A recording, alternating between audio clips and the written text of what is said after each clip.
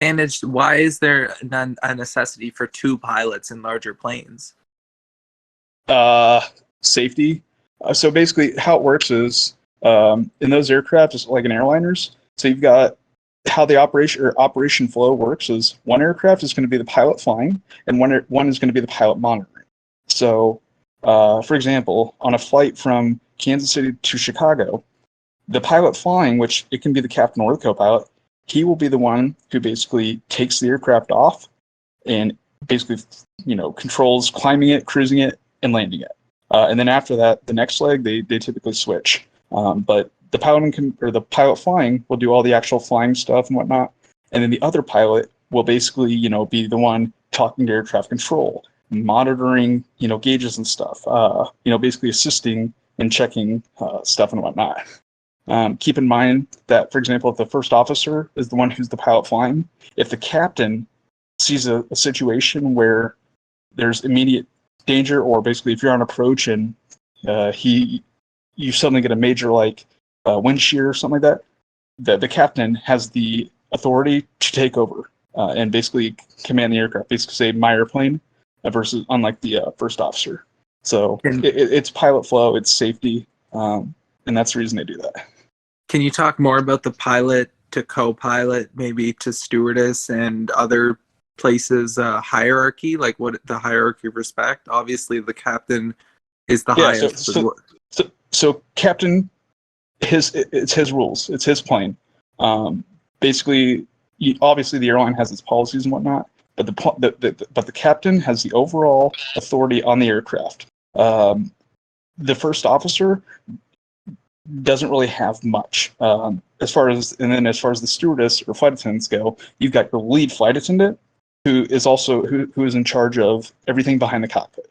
So the captain is the captain has command over the stewardess, any of them at all. Again, the captain owns the plane, but as far as what goes on behind the cockpit in the cabin, that's under the authority of your lead flight attendant. And then she's the one he will be in charge of the other ones that are in there.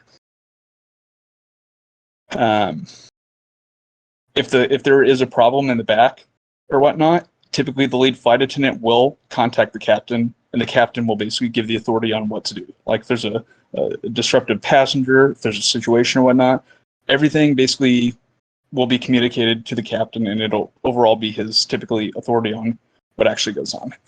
Did that answer? Yeah, for sure. For sure. Okay. Yeah, Can those I also ask, out. What is the hierarchy like between the pilot teaching the person who's learning how to fly? Oh, so the instructor and the pilot? Yeah.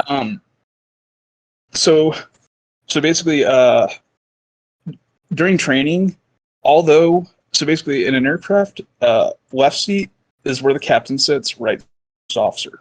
So during training, you're always going to be sitting in the left seat, and the instructor is going to be in the right seat.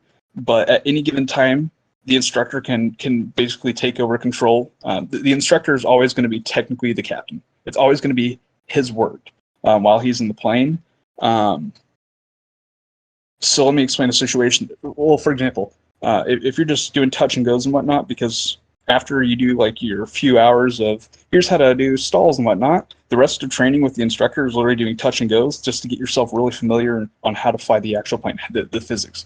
But basically, what my instructor liked to do a lot is while we're in the pattern, as we were downwind, so basically, going the opposite direction we're landing, getting ready to turn around and land, he would like to basically pull the engine back to idle and basically say, okay, you just lost your engine, get us on the ground. So basically, although he did that, I'm the one who is responsible for getting us on the ground. So basically, I'll do whatever I feel is needed to get us there. But if he finds us in a situation that puts us in imminent danger, like if he sees something that isn't good, he has the absolute power to say, all right, my plane. And anytime he says that, your hands off. You don't touch nothing. Wow. Yeah, that makes sense. So it seems a lot like a very respect-based, Yes. Yes, because safety is the number one thing with aviation. So then, is there also a large vetting process? Like an instructor wouldn't take somebody that they don't feel like is worthy of going up in the air with them? Yeah. So Yes and no. Typically, anyone who wants to learn how to fly can go to the flight school and do it. It's typically after like the instructor has flown with the student or whatnot. If the student has demonstrated, situations where the instructor just can't fix it, like he can't help them out, or he just, well, yeah, he can basically, say release the student and the student can go elsewhere.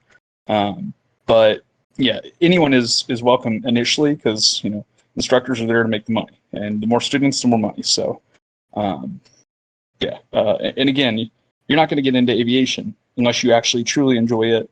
You're going to put the money for it, and typically, you're in good health. So most of the people that fall under that area aren't people that are, going to try to be like, no, you're wrong, instructor.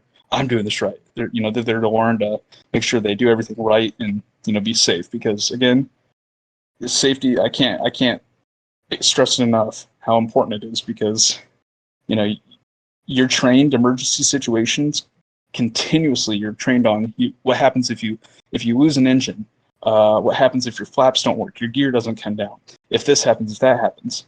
If that actually does happen, if you don't have that muscle memory of training, then you're going to panic and probably end up killing yourself. So that's why continuous training and having that in memory on what to do will save your ass.